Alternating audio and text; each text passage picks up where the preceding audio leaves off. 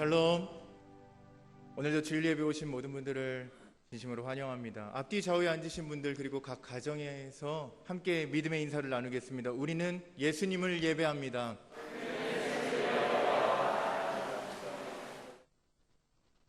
잠시 광고 말씀을 드리겠습니다.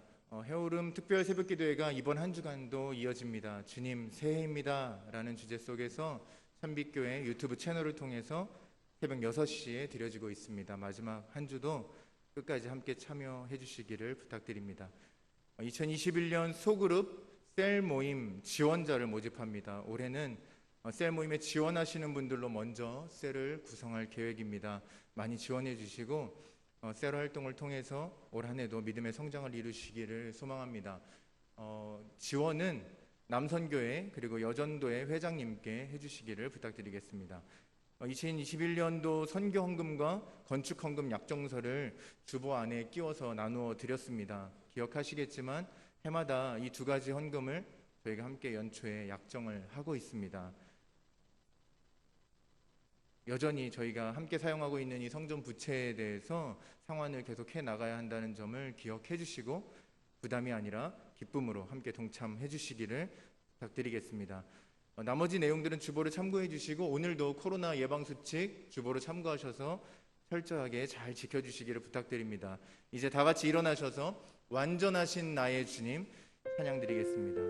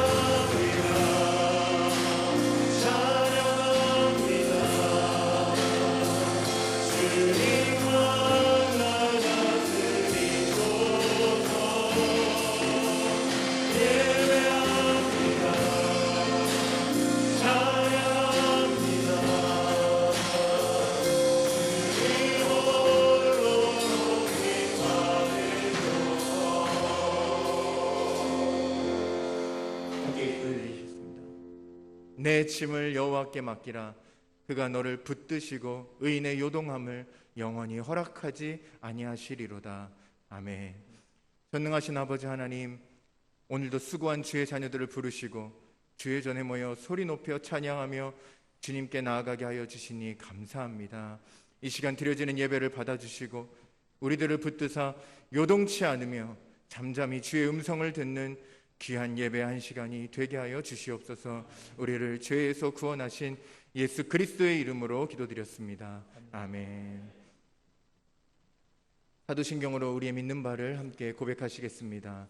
나는 전능하신 아버지 하나님 천지의 창조주를 믿습니다. 나는 그의 유일하신 아들 우리 주 예수 그리스도를 믿습니다.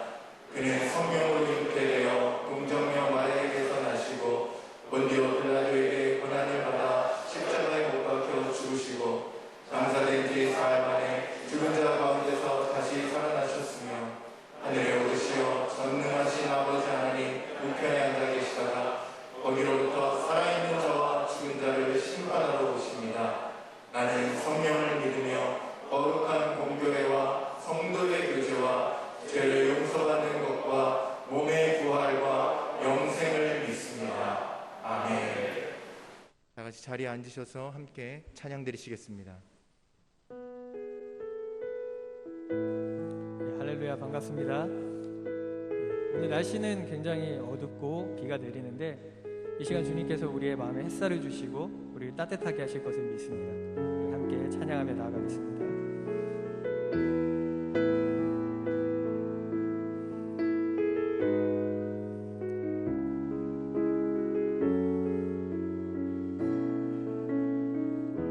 따스한 성령님,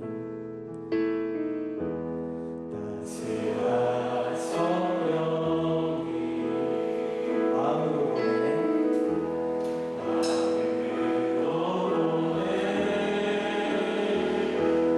내 몸을 감싸며 주어지는 평안 만족함을 느끼네.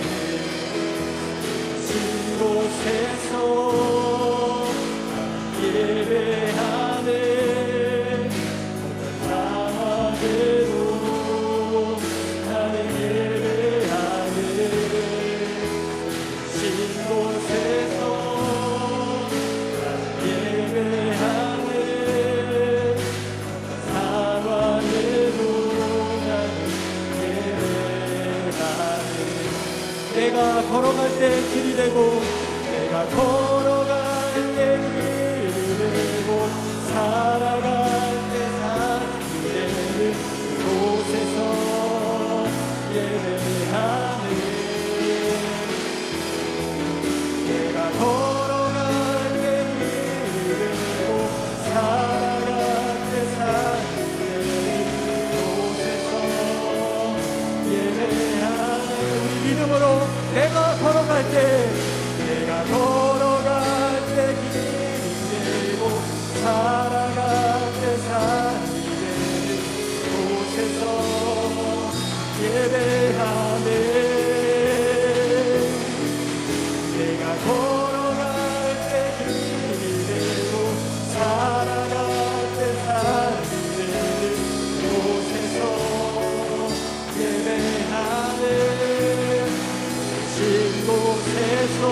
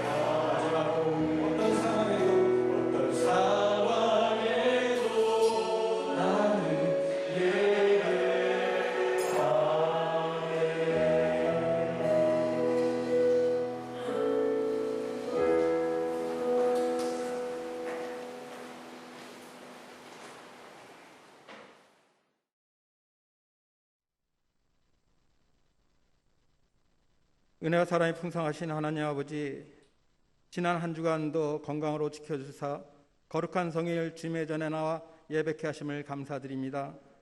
이 시간 드려지는 예배가 사도 바울의 고백과 같이 나의 나 된 것은 오직 하나님의 은혜임을 기억하면서 주님께 마음과 뜻과 정성을 다하여 영광을 돌려드리는 복된 예배의 시간이 되게 인도하여 주시옵소서. 사랑의 하나님, 우리는 참으로 어리석고 연약하여 세상에 속한 일시적인 것을 추구하기도 하고 금방 사라져버릴 것에 우리의 마음을 빼앗길 때도 있었음을 고백합니다. 이 시간 닫혀진 우리의 영안을 열어 살아계신 하나님을 보게 하시고 영원히 변하지 않는 주님의 말씀을 붙잡고 말씀을 실천하며 살아가는 주님의 백성들이 되게 인도하여 주시옵소서. 긍휼을 베푸시는 하나님, 이 시간 몸이 불편하여 경제적인 어려움으로 관계 속에서 고통을 당하는 당신의 백성들이 있습니다.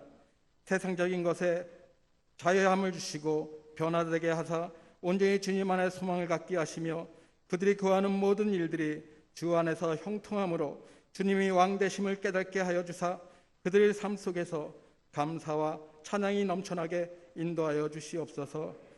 특별히 전 세계적으로 확산된 코로나 바이러스는 우리의 삶 속에 계속해서 많은 변화와 어려움을 가져다 주었습니다.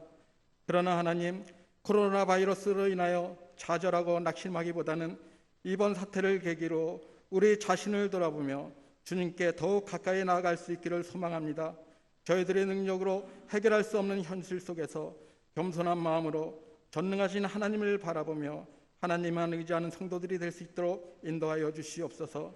이럴 때일수록 모든 그리스도인들이 더욱 마음을 합하여 굳센 믿음으로 기도하게 하시고 온 마음으로 주님을 예배하는 데 힘쓰는 이 땅의 교회가 되게 인도하여 주시옵소서. 참빛교회가 선교적 사명을 온전히 감당하기를 원합니다. 하나님을 부인하고 멸시하는 세상 속에서 주님의 몸된 교회가 하나님께서 찾으시는 남은 자와 같은 역할을 잘 감당하게 하사 하나님을 예배하는 사명과 함께 세상을 위하여 기도하는 중보자로서의 사명도 잘 감당할 수 있도록 인도하여 주시옵소서. 특별히 느헤미야 훈련을 통해 파송된 104명의 선교사들이 있습니다. 인도네시아 오지에서 하나님의 말씀을 들고 섬길 때 모든 피로를 채워주사 부족하거나 어려움이 없도록 인도하여 주시옵시고 어떤 환경과 여건 속에서도 잘 감당하여 승리하게 하사 하나님께 영광 돌리는데 부족함이 없도록 역사하여 주시옵소서. 교회 가운데 함께 하시는 주님, 참빛교회 위에 많은 기관들을 세워주시고 그 기관들을 통해 일하게 하시니 감사를 드립니다. 저희가 주님의 뜻을 온전히 세우기를 소망합니다. 세워진 지체들이 각자의 사명을 감당하며 최선의 노력을 경주하는 모습이 보여지게 하시고 또한 지체들의 아름다운 협력을 통해 더 큰 일을 행함으로 주님이 원하시는 선을 이룰 수 있도록 인도하여 주시옵소서. 특별한 계획 가운데 박은글 목사님을 참빛교회에 보내주심을 감사드립니다. 계획 가운데 세우셨사오니 늘 강건케 하시고 동행하여 주시며 능력에 능력을 더하여 주사 기도로 준비하는 모든 계획과 비전들이 온전히 이루어져 주님의 의를 세우는 참된 목자가 될 수 있도록 인도하여 주시옵소서. 또한 목사님을 향한 주님의 사랑과 축복이 충만하게 하여 주시옵소서. 이 시간 목사님을 통하여 주님의 음성을 듣게 하시니 감사를 드립니다. 대언하실 때 성령의 능력으로 붙들어 주사 목사님의 입술을 통해 증거되는 말씀이 살아있는 말씀이 되어 저희 가운데 은혜되게 하시고 성령 충만함으로 성도들의 마음이 뜨거워지며 새로 결단하는 시간이 되게 인도하여 주시옵소서. 준비된 찬양으로 영광을 돌릴 때 기뻐 받아 주시옵시고 저희에게 위로되게 하시며 예배와 교회를 섬기는 예배위원과 보이지 않는 곳에서 수고하는 모든 이들에게 충만한 하늘의 복을 내려 주시옵소서. 우리를 사랑하시되 끝까지 사랑하시는 예수 그리스도의 이름으로 기도드립니다. 아멘.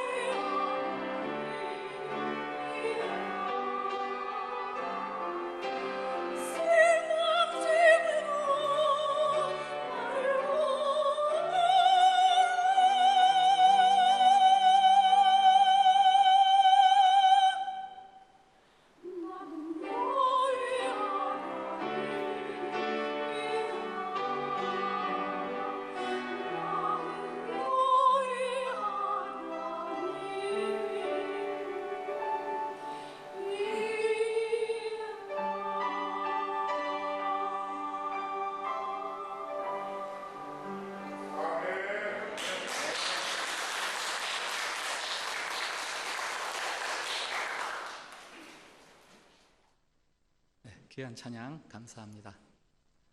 오늘 교회 소식 들으시면서 혹시 좀 놀라시지 않으셨습니까? 안 놀라셨나요?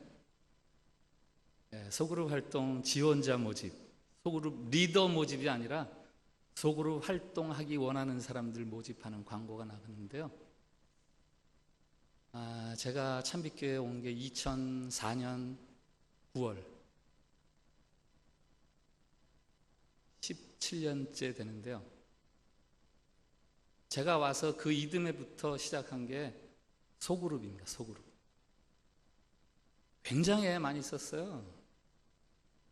소그룹이 우리 교회의 생명이다. 뭐 그동안 쭉 같이 생활했을 분들은 알겠지만, 그러나 솔직히 이야기하면 근자에 들어서 소그룹 내려놨습니다. 여기는 소그룹이 안 되는 데구나. 해마다 얼마나 애를 썼는지 몰라요. 그런데 안 되더라고요. 그래서 사실은 최근 몇 년에는 자카르타는 소그룹이 안 되는 그런 토질인가 보다. 그리고 그냥 형식적으로만 소그룹을 유지를 했다고 해도 틀린 말 아니죠. 그런데 올해는 새로운 마음을 제게 주시더라고요. 여러분들이 신앙생활하는 신앙적인 환경이 크게 변했습니다. 아시죠? 이제는 모일 수도 없고, 뭐 이렇게 모여서 드리는 예배도 극히 제한된 인원만 참석을 하고, 이런 상황에서 목회자로서 어떻게 참빛교회 교인들의 신앙을 잃지 않고 신앙생활에 보다 긍정적이고 생기 있는 그런 삶을 생활하게 할 수 있을까? 소그룹밖에 없더라고요. 사실 작년 초반, 전반기 때 이미 그 답을 얻었어요. 그래서 한국에 있는 제 목회자 친구들에게 야, 이제는 소그룹밖에 없다 라고 얘기를 했더니 이미 한국의 목회자들이 작년 전반부 때 그러더라고요. 소그룹도 안 모여. 이제 소그룹도 안 된대요, 한국은.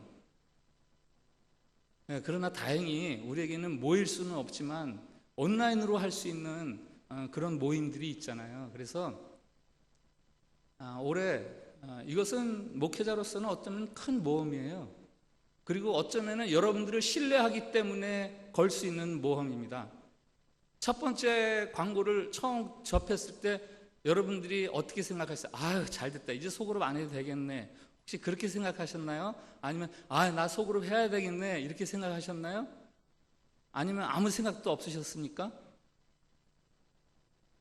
교회의 이런 결정들은 어떻게 해서든지 여러분들이 더 좋은 믿음의 사람이 되라고 하는 고심 끝에 나온 전략들이고, 여러분들이 최소한 이러한 상황 속에서 내가 어떻게 해서든지 믿음이 자라나야겠다라고 생각을 하면요, 여기에 호응을 해 주셔야 돼요.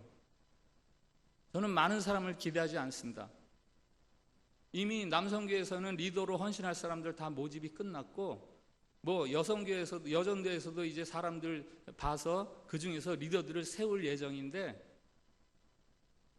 지금 이런 상황에서 여러분들이 자꾸 믿음의 모임을 갖고 믿음의 격려와 교제를 가져야 믿음이 계속해서 자라나지, 그냥 이 상태로 이렇게 요 정도 예배 드리고 집에 가서 그냥 온라인으로 이렇게 일방적인, 온라인이 사실 일방적인 거잖아요. 예배를 보는 거 이런 거 일방적인 거 아니에요? 듀얼 커뮤니케이션이 안 되잖아요. 이런 상황에서 여러분들의 신앙은 갈수록 나태해질 수밖에 없습니다. 여러분들이 살 수 있는 길은 자꾸 믿음의 교제를 활성화시키는 거예요. 그리고 그것은 소그룹밖에 없습니다. 뭐 어떤 분들은 교회 참빛교회 새로운 온라인 커뮤니티를 만들어서 전체가 교제할 수 있는 그런 거를 만들자라고 얘기하지만 그거 안 돼요. 수십 명씩 100명 이상 모이는 그게 어떻게 커뮤니티가 됩니까? 저는 이 올해 셀 모임을 최소 3명, 많으면 5명 이렇게 구성을 할 거예요. 그래서 모이지 않을 겁니다. 최소한 전반기까지는 못 모일 거예요. 그냥 온라인으로 그 사람들이 정해서 게릴라식으로 치고 빠지는 식으로 화요일날 우리 온라인 셀 모임 합시다. 화요일날 했지만 금요일날 또 합시다. 뭐 이렇게 해서 게릴라식으로 치고 빠지는 식으로 자꾸 민첩하게 그렇게 성도 간의 교제를 활성화시키는 것만이 여러분들이 살아날 수 있는 길이에요. 딱 일주일만 모집을 할 거예요. 그냥 가만히 계시면 일주일 확 지나갑니다. 내가 올해는 정말 소그룹을 통해서 다른 사람과 믿음의 교제를 나눠야 되겠다. 불편하죠. 다른 사람의 삶과 내 삶이 공유된다는 그것은요, 어떤 면에서 불편한 겁니다. 그러나 그것이 바로 여러분들의 신앙이 자라날 수 있는, 성장할 수 있는 판이 되는 거예요. 그거 불편하다고, 그거 내 성격에 안 맞다고 자꾸 여러분들 홀로 있으면요, 여러분들은 점점 나약한 그리스도인, 무늬만 그리스도인이 돼버려요. 이런 상태로 1년, 2년 간다고 생각해 보세요. 저는 끔찍해요. 길게 말씀 못 드리고, 아무튼 여러분들이 올해 새롭게 시도하는 이 소그룹에 남성들은 남성교회, 여성들은 여전도회 회장에게 신청을 해주시면 제가 취합을 할 겁니다. 그래서 일주일 동안에 여러분들이 다 빠지지 마시고 취합을 이렇게 신청을 해주셔서 올해 여러분들이 새로운 스타일의 양분을, 새로운 믿음의 양분을 경험할 수 있는 그런 장이 되기를 바랍니다. 오늘 여기서 하나님의 말씀은 요한복음 4장 46절부터 54절까지의 말씀입니다. 제가 진 성경 신약성경 148페이지 요한복음 4장 46절부터 54절까지 말씀, 봉독할 때에 살아계신 우리 하나님의 음성으로 들으시기 바랍니다. 예수께서 다시 갈릴리 가나에 이르시니 전에 물로 포도주를 만드신 곳이라. 왕의 신하가 있어 그의 아들이 가버나움에서 병들었더니 그가 예수께서 유대로부터 갈릴리로 오셨다는 것을 듣고 가서 청하되 내려오셔서 내 아들의 병을 고쳐주소서 하니 그가 거의 죽게 되었습니다. 예수께서 이르시되 너희는 표적과 기사를 보지 못하면 도무지 믿지 아니하리라. 신하가 이르되 주여 내 아이가 죽기 전에 내려오소서. 예수께서 이르시되 가라 내 아들이 살아있다 하시니 그 사람이 예수께서 하신 말씀을 믿고 가더니 내려가는 길에서 그 종들이 오다가 만나서 아이가 살아있다 하거늘 그 낫기 시작한 때를 물은즉 어제 7시에 열기가 떨어졌나이다 하는지라. 그의 아버지가 예수께서 내 아들이 살아있다 말씀하신 그때인 줄 알고 자기와 그 온 집안이 다 믿으니라. 이것은 예수께서 유대에서 갈릴리로 오신 후에 행하신 두 번째 표적이니라. 아멘. 우리 옆 사람들하고 한 번 더 인사를 나누겠습니다. 하나님께서 우리를 사랑하십니다. 네, 뭐 거듭 말씀드리지만 인생은 문제의 연속이죠. 문제가 없는 사람은 아무도 없습니다.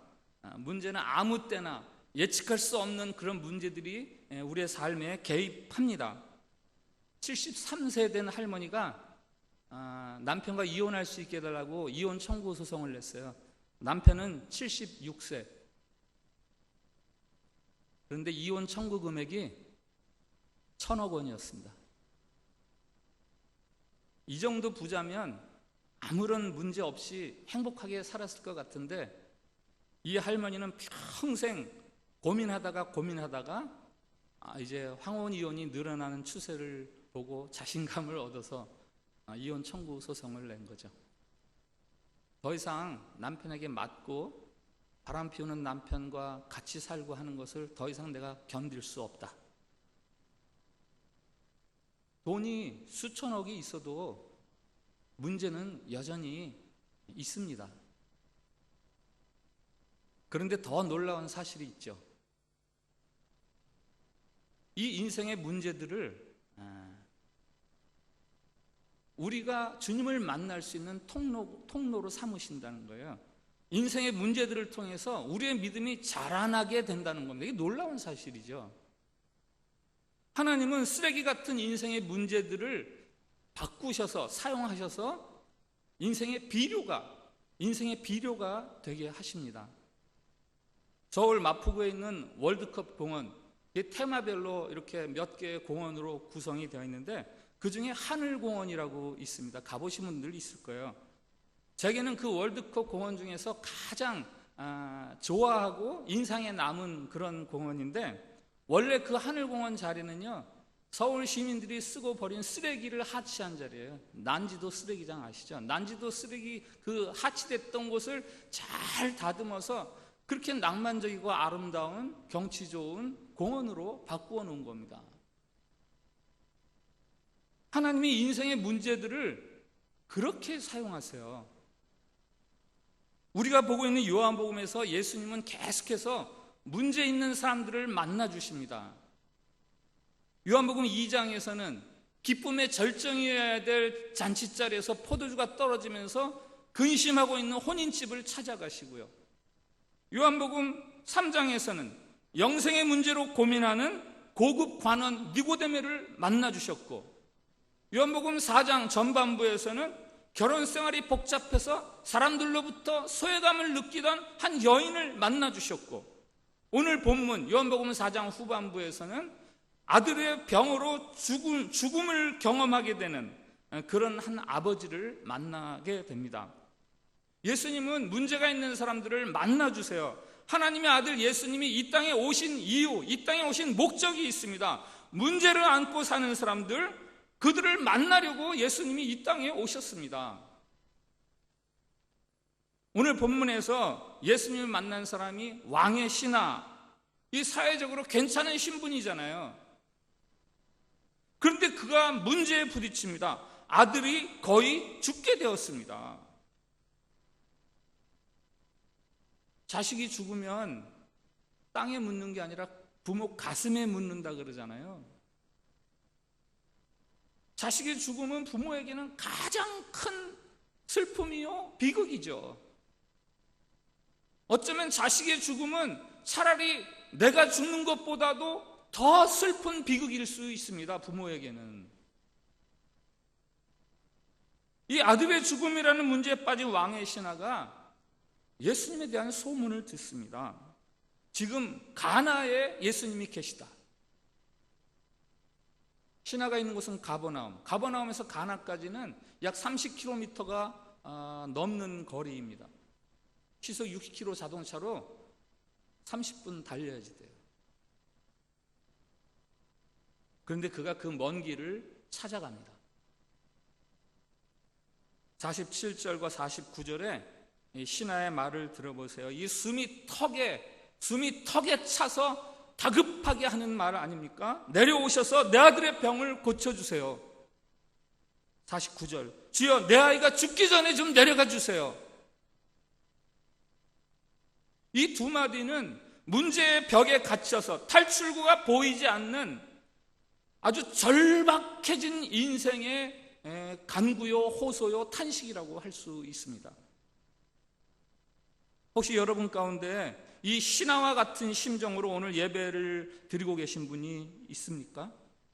겉으로는 웃고 있지만 속으로는 주님, 절 좀 도와주세요. 지금 저는 절망 상태입니다. 이런 분들 혹시 계십니까? 여러분 명심하세요. 하나님은 종종 문제가 절정에 이르는 순간에 가서야 개입하십니다. 다니엘의 세 친구 이야기를 아시죠? 다니엘의 세 친구가 불 속에 던져지는 순간까지 하나님은 마치 안 계신 것처럼 그렇게 움직이지 않으셨어요. 다니엘은 어떻습니까?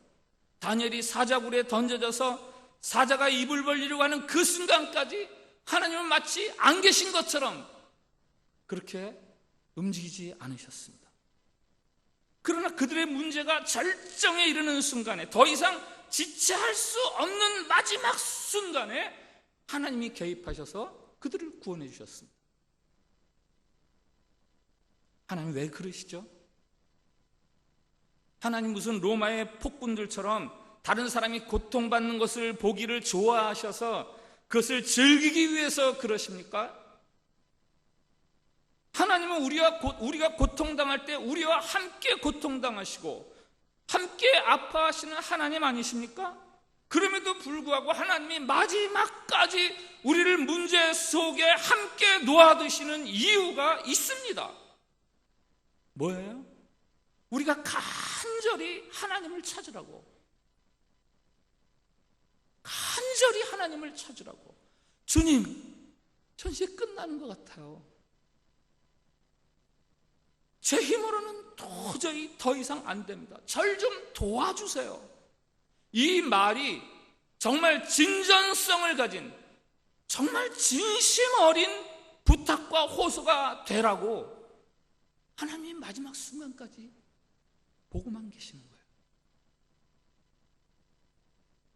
데이비드 스나이더라는 사람의 이야기가 있어요. 그는 영국의 버진 아일랜드에서 그곳에 단기 선교 오는 팀들을 도와주는 사역을 했는데, 어느 날 선교팀이 먹을 양식을 사려고 갔는데 예상보다 이 양식이 비싸요. 그래서 그냥 있는 돈을 다 털어서 그 양식을 준비해야 했습니다. 그 다음 주일에는 다른 팀을 위해서 다른 곳으로 가야 되는데 이제 그곳으로 갈 여비가 없어요. 배를 타고 가는데 백삭까지도 남아있지가 않습니다. 돈은 없고 저쪽으로 가긴 가야 되겠고 더 이상 지체할 수가 없어서 그냥 배에 올라탔습니다. 그 예전에도 가끔 여행 중간에 경비가 마련된 그런 경험이 있어서 그냥 가야 되니까 탄 거죠. 그 배는 약 70명의 승객들이 있었습니다. 그 중에서 갑판에 있던 카리브인 부부에게 다가가서 대화를 하기 시작했습니다. 그 남편은 의사였습니다. 자신이 하고 있는 선교 사역과 자신이 만난 하나님에 대해서 진지하게 대화를 나누는데 보니까 승무원이 이제 뱃삭을 받으려고 다니기 시작합니다. 데이빗이 초조해지기 시작했습니다. 주님에 대해서 이렇게 떠벌리던 간증하던 내가 이 무임승선자라는 게 드러나면 이게 무슨 꼴인가? 그러나 태어남을 잃지 않으려고 애를 쓰면서 계속 그 부부와 이야기를 하는데 마침내 그 승무원이 자기 앞에까지 와서 그를 쳐다보았습니다. 뱃삭을 내라는 거죠. 자기 주머니에는 돈이 하나도 없음을 알고 있지만 마치 돈이 있는 것처럼 주머니에 손을 집어넣었습니다. 그런데 그 순간에 같이 이야기하던 그 의사가 이렇게 말합니다. 됐습니다. 여기 있습니다. 당신 뱃삭 제가 대신 낼게요. 최후의 순간에 하나님의 도우심을 얻은 사람의 이야기입니다. 하나님의 일하심은 예측할 수 없습니다. 어려움이 절정이어서 더 이상 견딜 수 없다고 하는 마지막 순간에도 하나님이 움직이시고 도와주십니다. 사랑하는 성도 여러분, 우리는 이 세상에서 많은 유혹을 받습니다. 물질의 유혹, 권세의 유혹, 성적인 유혹, 혹은 게을러지고 편안해지고 싶은 유혹. 그런데 이 모든 유혹들보다 더 끈질긴 유혹이 있습니다. 어떤 유혹인지 아세요? 절망의 유혹입니다. 절망의 유혹. 우리가 겪는 문제들은 계속해서 우리를 유혹합니다. 포기해라. 믿음을 버려. 희망을 버려. 이제는 절망하고 살아. 여러분, 삶을 아주 쉽게 사는 방법 하나 소개해 드릴까요? 삶을 쉽게 사는 방법. 절망하며 살면 됩니다. 포기하면 돼요. 절망이나 포기를 선택하는 순간, 그 순간부터 우리는 얼마나 편안한지 몰라요. 희망 고문이라는 말이 그래서 나온 거잖아요. 무엇을 바라고 소원하는 것은 우리에게 아픔을 주고 고통을 줍니다. 갈등을 줍니다. 절망하고 포기하면요, 편안해져요. 그러나 절망하면 문제 해결을 받을 수가 없습니다. 그런 면에서 절망의 반대말은 믿음입니다. 아무리 어렵고 힘든 상황에서도 주님을 의지하는 것, 주님을 찾는 것, 주님을 붙드는 것, 주님께 도움을 요청하는 것, 주님에게 부르짖는 것, 그것이 문제 해결의 시작이죠. 하나님은 결코 여러분을 떠나거나 여러분을 버리지 않으십니다. 여러분은 하나님을 포기해도 하나님은 여러분을 포기하지 않으십니다. 주님은 어려움 당하는 모든 사람들에게 이렇게 말씀하세요. 이사야 선지자를 통해서 말씀하십니다. 너희는 여호와를 만날 만할 때 찾으라. 가까이 계실 때에 그를 부르라. 예레미야 선지자를 통해서 말씀하십니다. 너희가 내게 부르짖으면 내게 와서 기도하면 내가 너희들의 기도를 들을 것이요 너희가 온 마음으로 나를 구하면 나를 찾을 것이요 나를 만나리라. 오늘 이 신하도 아들의 죽음이라는 문제를 안고 가나까지, 예수님이 계신 가나까지 예수님을 찾아가는 거예요. 오늘 본문 가운데서 두드러지게 반복되는 단어가 하나 있습니다. 그것은 믿다라는 동사인데요, 3번 나오더라고요. 48절에 너희는 표적과 기사를 보지 못하면 도무지 믿지 아니하리라. 예수님의 그 신하를 두고 하시는 말씀 속에 나옵니다.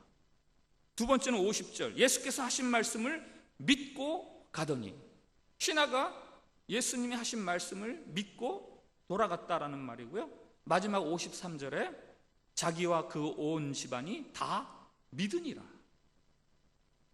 아들이 살았고 그래서 온 집안이 예수님을 믿게 되었다.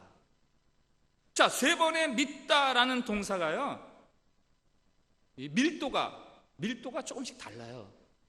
밀도가 차이가 있습니다.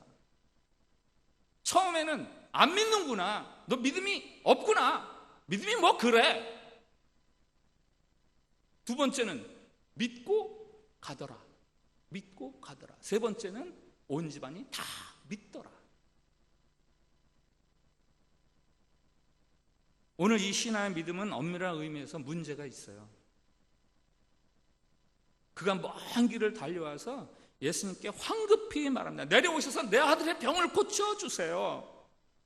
예수님 뭐라고 반응하십니까? 너희는 표적과 기사를 보지 않으면 도무지 믿으려고 하지 않는구나, 믿지 않는구나. 그에게 예수님께서 만족할 만한 그런 믿음이 있지 않았습니다. 그때 신하의 두 번째 말, 주여 내 아이가 죽기 전에 좀 데려가 주세요. 믿음에 대한 예수님의 책망을 듣고도 여전히 똑같은 말만 반복합니다. 왜죠? 지금 그의 관심은 아들의 병 낫는 것밖에 관심 없어요. 그만큼 절박하다는 거죠. 햄버거 가게에서 손님이 주문을 합니다. 치즈버거하고요, 커피 주세요. 점원이 말합니다. 커피 다 떨어졌는데요. 그래요? 그러면 치즈버거하고 주스 주세요.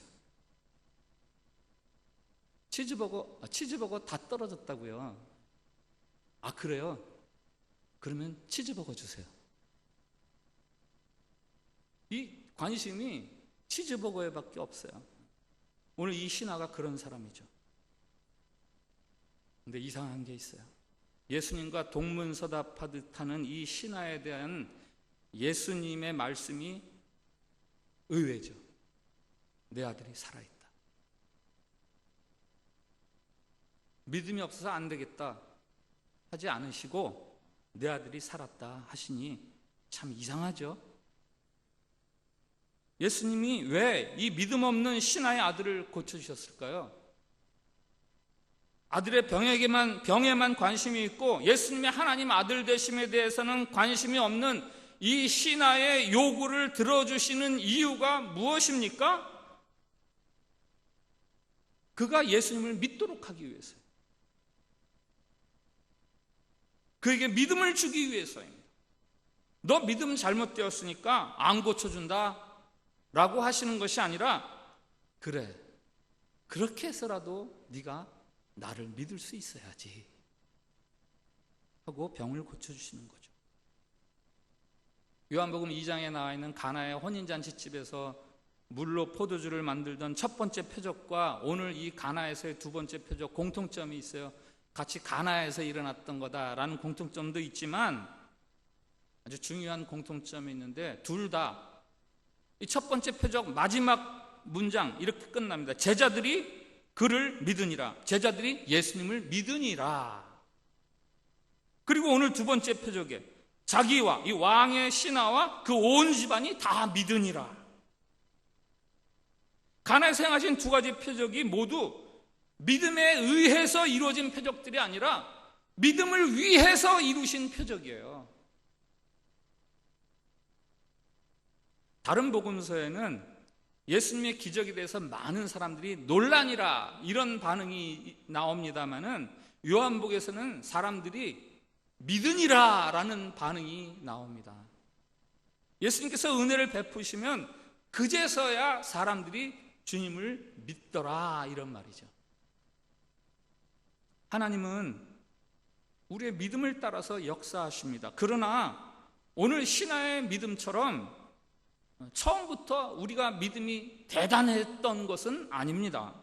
예수님이 탄식하실 만큼 보잘것없을 수 있습니다. 그럼에도 불구하고 주님이 말씀하십니다. 내 아들이 살겠다.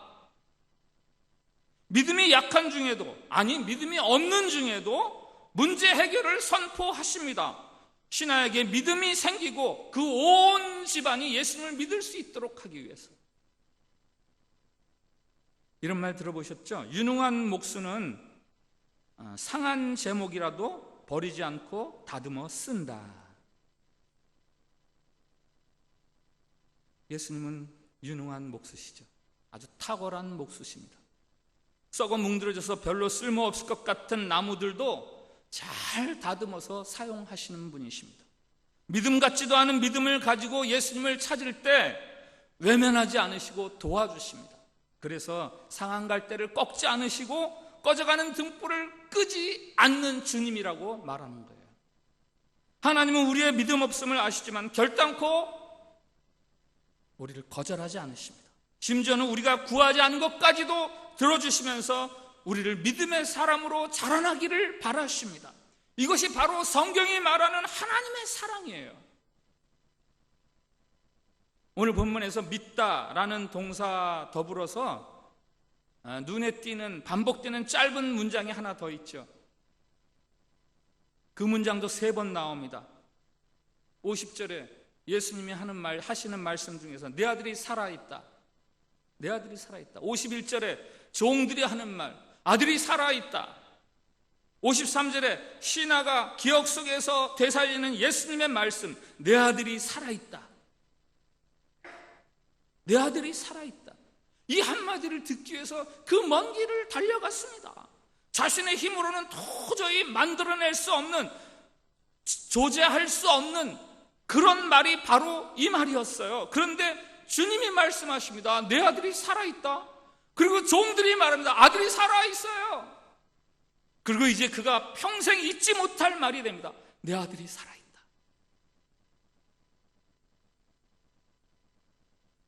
요한이 요한복음을 기록한 목적이 있죠. 요한복음 20장 30절 31절 같이 읽어보겠습니다. 요한복음을 왜 기록했는지 나옵니다. 같이 읽습니다. 시작. 예수께서 제자들 앞에서 이 책에 기록되지 아니한 다른 표적도 많이 행하셨으나 오직 이것을 기록함은 너희로 예수께서 하나님의 아들 그리스도이심을 믿게 하려 함이요 또 너희로 믿고 그 이름을 힘입어 생명을 얻게 하려 함이니라. 아멘. 이 요한복음을 기록한 목적을 아주 명확하게 쓰고 있어요. 예수님이 하나님의 아들이시는 것을 믿으려고, 그리고 그 믿음을 통해서 영생, 구원을 얻게 하려고. 오늘 4장에 이 왕의 신하의 아들의 병을 고치는 이 기사를 왜 기록하고 있느냐? 그 이유도 아주 명쾌합니다. 분명하고 확실합니다. 그냥 단순히 예수님의 신하의 아들을 고쳤어, 그 사실을 말하려고 이 기사를 쓴 게 아니에요.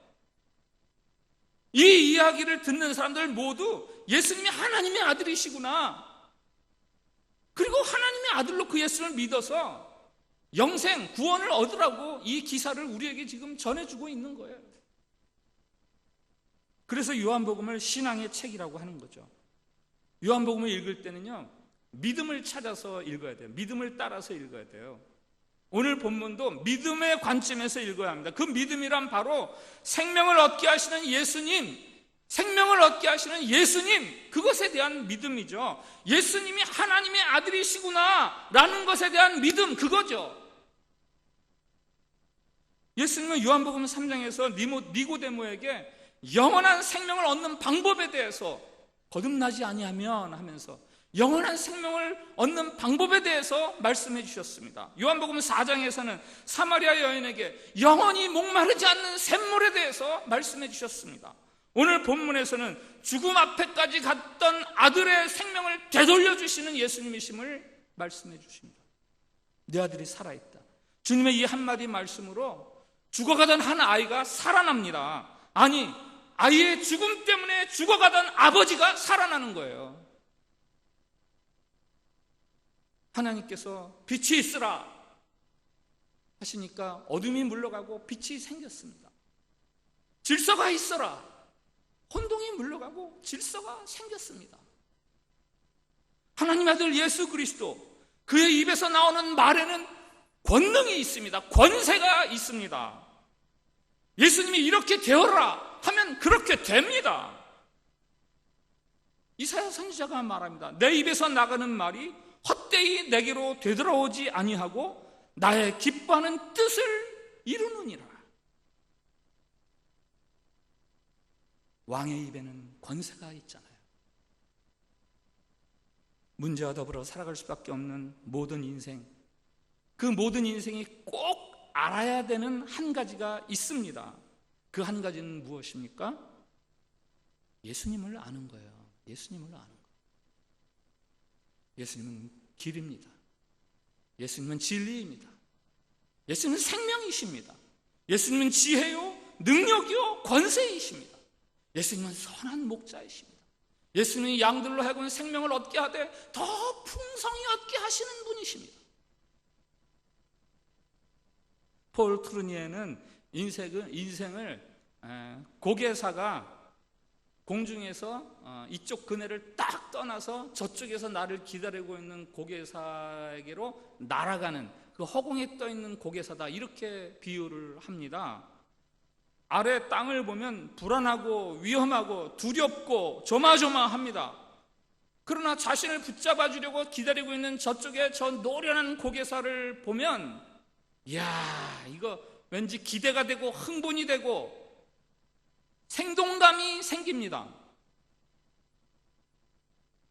우리는 지금 모두 이쪽 그네를 던지고 저쪽 그네를 잡으려고 공중에 떠 있는 고개사들입니다.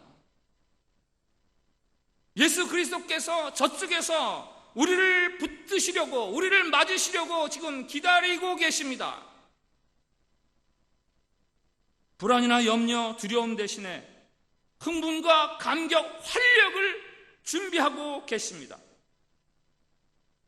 표적과 기사만을 바라고 계십니까? 우리의 눈길이 마지막으로 머물러야 할 곳은 표적과 기사가 아니라 바로 생명을 주시는 그 예수님, 인생을 되살리시는 예수님이십니다. 삶이 절박하시다면 그 절박함을 안고 오늘 예수님을 찾아갔던 신하처럼 예수님을 향해 나아가십시오. 주님은 결단코 자신을 찾는 자들을 실망시키지 않으십니다.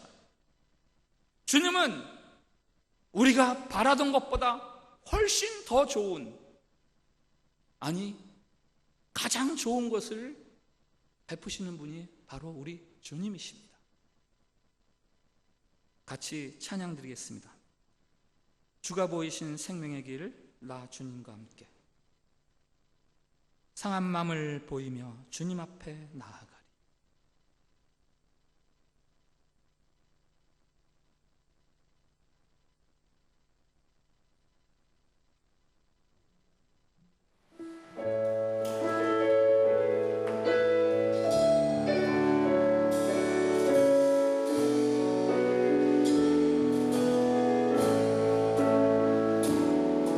주가 보이신 생명의 길, 나 주님과 함께.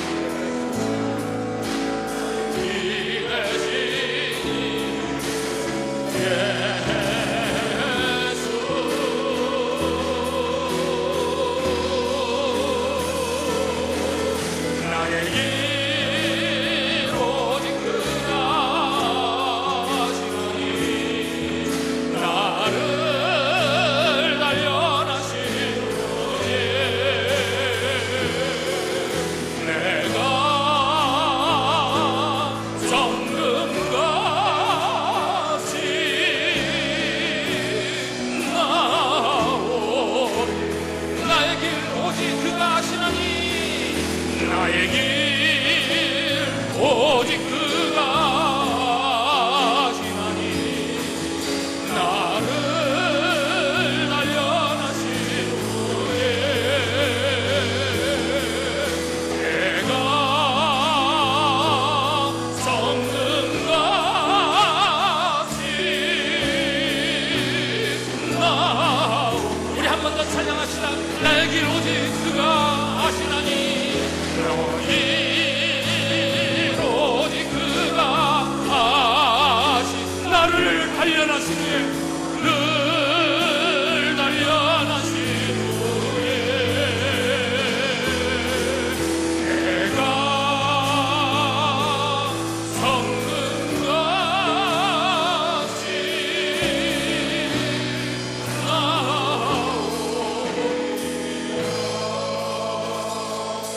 무한으로 나의 길 오직 그가 아시나니 나를 단련하신 후에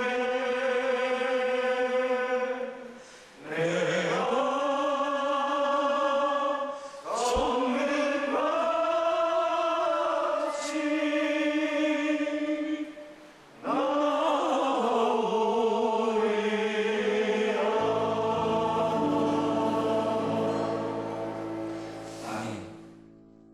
예, 공동 기도문이 있습니다. 주님, 삶의 문제들로 절박해하는 우리의 믿음 없음을 아시면서도 도와주시니 감사합니다.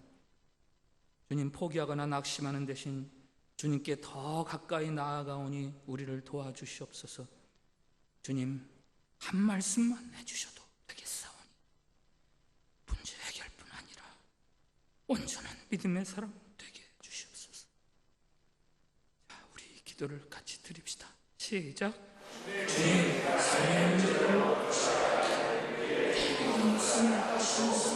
도와주시니 감사합니다.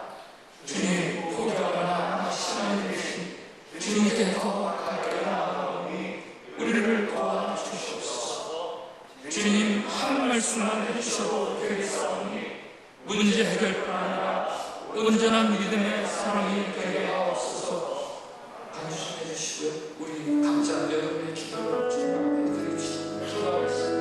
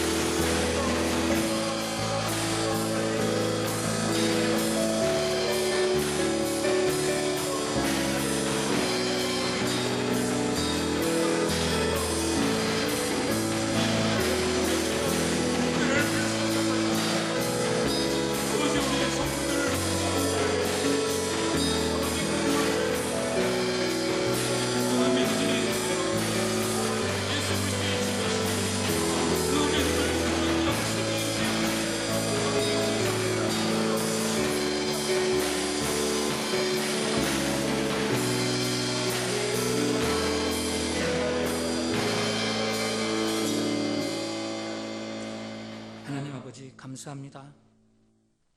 인생의 문제에 부딪힐 때마다 당황스럽게 살아가야 할 저희들에게 예수 그리스도의 구원의 길을 허락해 주시니 감사합니다. 우리의 믿음 없음마저도 용납하시며 우리를 문제에서 자유하게 해주신 그 사랑과 능력을 믿고 찬양을 드립니다. 삶이 너무 어려워 절박할지라도 절망하거나 포기하지 않겠노라 다짐합니다. 주님 때문입니다. 주님 안에 생명이 있고 치유가 있고 회복이 있음을 믿어 주님을 향해 한 발자국 더 가까이 나아가겠사오니 생명력 넘치는 구원의 세계, 더 굳센 믿음의 세계로 우리를 인도해 주시옵소서. 우리가 구한 것보다 늘 더 좋은 것을 주시는 주님을 믿고 찬양 드리오며 예수님의 이름으로 기도합니다. 아멘.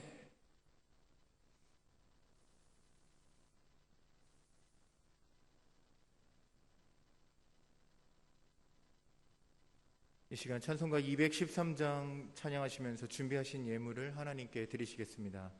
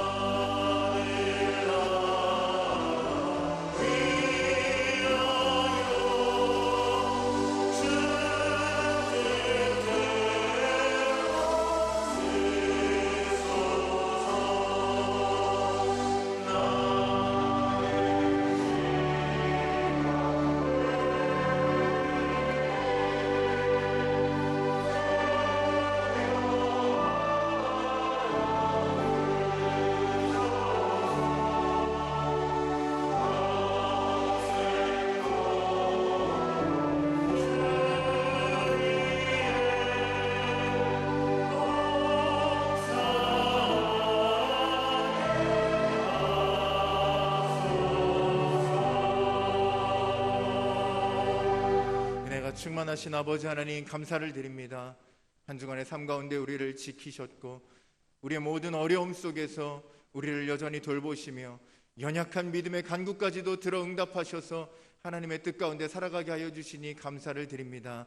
이 시간 그 하나님의 은혜에 감사한 마음으로 하나님 앞에 우리의 정성을 모아 구별된 것으로 하나님 앞에 드리오니 이 시간 우리의 정성과 우리의 사랑의 고백을 받아주시고 하나님의 은혜를 더욱 부으셔서 어려운 시대이지만 능히 이기며 나아가는 우리 모든 성도들의 걸음이 될 수 있도록 주님 축복하여 주시옵소서. 내 아들이 살아있다 말씀하여 주신 그 주님의 음성을 오늘 우리들의 삶의 현장에서도 믿음으로 듣게 하여 주시고 우리의 인생이 살아있고 우리의 자녀들이 살아있고 우리의 사업과 우리의 모든 삶의 터전이 여전히 주의 은혜로 살아있음을 믿음으로 고백하는 우리 모두가 될 수 있도록 축복하여 주시옵소서. 감사를 드리며 예수 그리스도의 이름으로 기도드렸습니다. 아멘. 이 시간 다 같이 일어나셔서 주님 손에 맡겨드리리 함께 찬양드리겠습니다. 주님 손에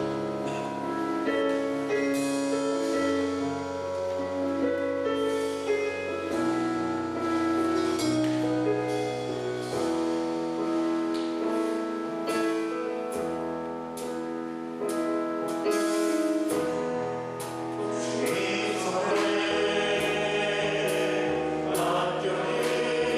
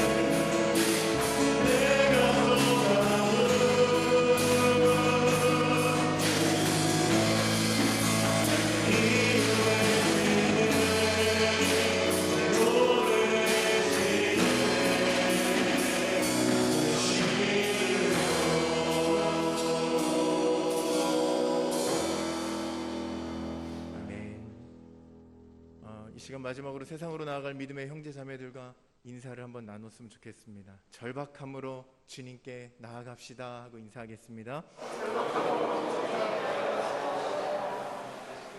아멘. 합심하여 기도하는 기도의 제목들이 있습니다. 코로나 바이러스가 속히 진정될 수 있도록, 그리고 참빛 성도들의 건강과 믿음을 위해서, 그리고 이 땅 동포사회의 복음화와 인도네시아 선교를 위해서 참빛교회가 함께 계속 기도하고 있는 이 기도의 제목으로 오늘 이 시간 합심하여서 함께 마지막으로 기도하시고 담임 목사님의 축도로 예배를 마치도록 하겠습니다. 함께 기도합니다. 주여 하나님 아버지 감사를 드립니다. 하나님께서 돌보시는 이 땅, 하나님께서 우리로 살게 하시는 이 땅, 여전히 우리로 살아있다라고 말씀하시는 주님의 음성을 듣게 하여 주시니 감사합니다. 코로나 바이러스도 여러 상황이 고통 가운데 있습니다. 아니 하나님, 우리들의 삶이 고통 가운데 있습니다. 그러나 주여 우리를 살게 할 수 있는 가운데 하나님, 우리로 일어서자 힘들어주시는 하나님, 우리에게 믿음을 주시는 주님의 음성, 믿음으로 살게 하여 주시는 그 주님의 음성을 붙들고 오늘 이 땅 가운데 하나님 믿음으로 사는 것과 될 수 있도록 주여 인도하여 주옵소서. 이 땅 가운데 하나님으로 나도록 주시고 참된 성도들 하나님 건강과 하나님 믿음 가운데 걸어갈 수 있도록 하나님 축복하여 주옵소서.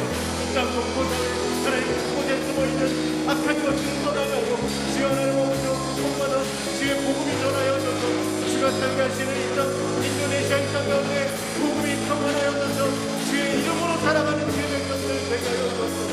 주가 인도네시아 이 땅 가운데 주의 복음이 하나님 더욱더 강하게 전하여져서 주가 인도네시아 이 땅 가운데 살게 있도록 주의 인도하여 주옵소서. 주의 은혜가 충만하여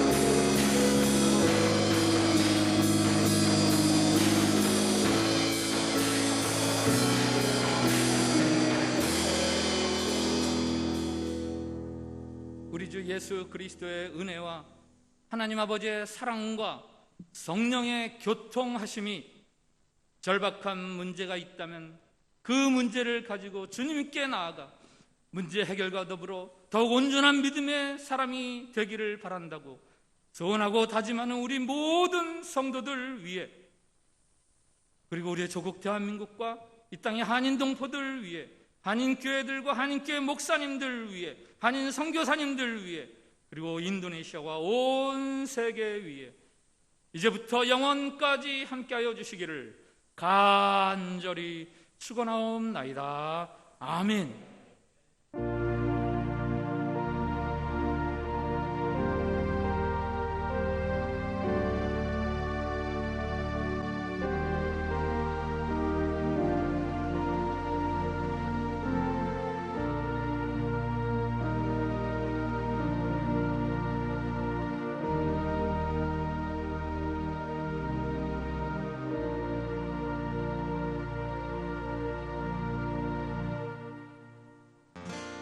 하늘보다 높으신 주 사랑, 바다보다 넓으신 주 사랑, 나를 향한 크고 높으신 사랑, 헛되고 헛된 그 모든 것 어디서 멀리 거두셨네. 나의 수치 찬양되었네. 하늘보다 높으신 주 사랑, 바다보다 넓으신 주 사랑, 나를 향한 크고 높으신 사랑, 헛되고 헛된 그 모든 것 어디서 멀리 거두셨네. 나의 수치 찬양되었네. 영원히 감사드리리 주님의 그 은혜, 날 찾아주신 그 사랑, 오 주님 내 종 사랑해요, 경배해요. 나 주 위에 살리 영원토록